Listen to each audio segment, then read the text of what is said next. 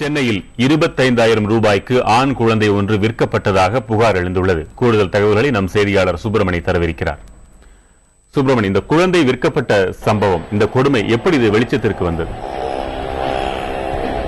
சென்னை தேனாம்பேட்டை பகுதியை சேர்ந்தவர் ஸ்ரீதர். இவர் சென்னை மாநகர போக்குவரத்து கழகத்தின் ஓட்டுநராக பணிபுரிந்து வருகிறார்.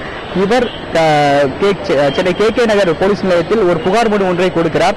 அதில் தனது ஆண் குழந்தையை வேறு ஒருவருக்கு விற்றுவிட்டதாகவும் அந்த குழந்தையை திருப்பி கேட்டால் தர மறுக்கிறார் என்றும் ஒரு புகார் மனுவை இன்று காலை கொடுத்திருக்கிறார். இதையடுத்து காவல்துறையினர் விசாரணை நடத்தினார்கள். இந்த விசாரணையில் ஸ்ரீதர் தனது குழந்தையை 25,000 ரூபாய்க்கு கோடம்பாக்கத்தை சேர்ந்த முகமது மொய்தீன் என்பவருக்கு விற்றிருப்பது விசாரணையில் தெரிய வந்தது. இதையடுத்து 2 பேரிடமும் கே நகர் போலீசார் தற்போது விசாரணை நடத்தி வருகிறார்கள். இந்த குழந்தையை விற்பதற்கு முதலில் 60,000 ரூபாய் பேரம் பேசப்பட்டதாகவும் அதன் பிறகு 25,000க்கு குழந்தை விற்கப்பட்டிருப்பதும் விசாரணையில் தெரிய வந்திருக்கு. அது மட்டுமல்லாமல் ஸ்ரீதருக்கு ஏற்கனவே 3 குழந்தைகள் இருக்கிறார்கள். தற்போது இந்த 2 மாதமே ஆன ஆண் குழந்தையை தான் முகமது மொய்தீனுக்கு ஸ்ரீதர் விற்றிருப்பதாக போலீஸ் விசாரணையில் தெரிய வந்திருக்கு. வெங்கட், ஏற்கனவே கோயம்பேட்டில் 100 ரூபாய்க்கு ஒரு குழந்தை விற்கப்பட்டதாக ஒரு சம்பவம் வெளிவந்து அதிர்ச்சி தந்தது.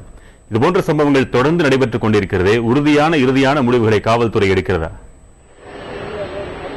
கடந்த சில மாதங்களுக்கு முன்பு கோயம்பேட்டில் 100 ரூபாய்க்கு ஒரு குழந்தை விற்கப்பட்டது. அதுபோல அமைந்தகரையிலும் ஒரு ஆண் குழந்தை விற்கப்பட்டது. அண்ணா நகரிலும் ஒரு ஆண் குழந்தை விற்கப்பட்டது.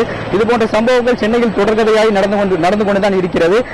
குழந்தை தத்தெடுப்பும் சட்டத்தில் பல குழப்பங்கள் இருப்பது காரணத்தினால்தான் இதுபோன்ற குழந்தை விற்பனை நடைபெறுவதாக சட்ட வல்லுநர்கள் தெரிவித்திருக்கிறார்கள். அது மட்டுமல்லாமல் குழந்தையை தத்தெடுப்பதற்காக ஒரு மையம் ஒன்று சென்னை கெல்லிஸில் இருக்கிறது.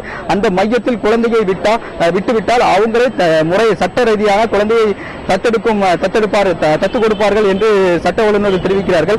இதுபோன்ற சட்ட சிக்கல்கள் இருப்பதாக காரணத்தினால்தான் சென்னையில் இதுபோன்ற குழந்தை விற்பனை அதிகரித்திருக்கிறது. வெங்கட், உங்கள் தகவல்களுக்கு நன்றி சுப்பிரமணி.